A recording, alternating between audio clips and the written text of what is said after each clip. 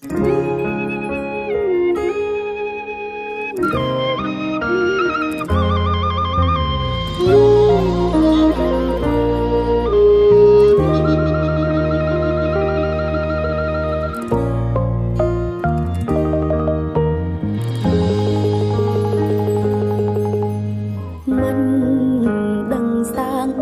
ុនមានជា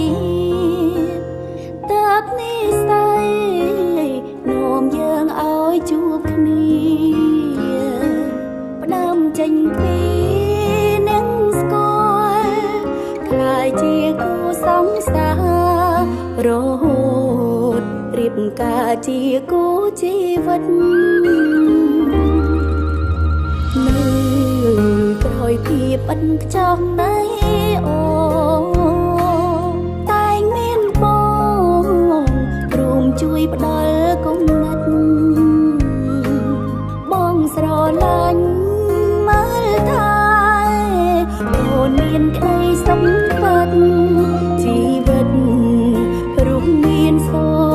ភមង្គល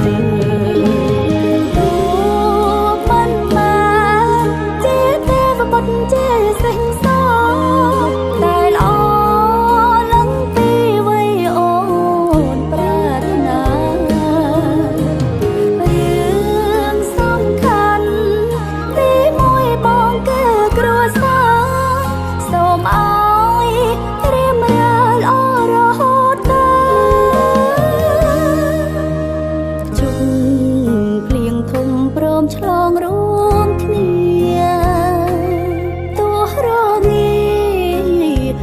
ក្បែរបងកំក្ដៅសូមរក្សាចិត្តស្មោះឲ្យល្អតកូនចៅទុំនៅជាទ្រព្យសម្បត្តិស្នេហ៍យើង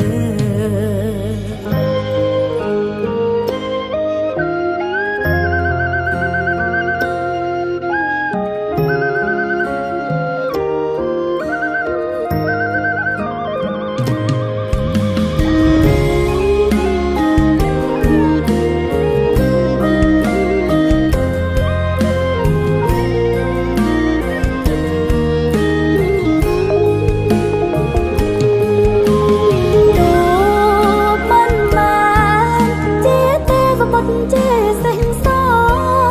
តែល្អលឹងពីវ័យអូនប្រាថ្នារឿងសំខាន់ទីមួយបងគឺគ្រួសារសូមឲ្យរៀបរាល់ល្អរហូតដល់ជុំភ្លៀងធំព្រមឆ្លងរួមគ្នា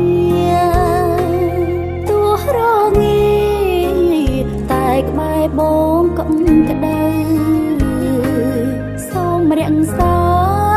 ចិត្តស្មោះឲ្យល្អតកូនចៅ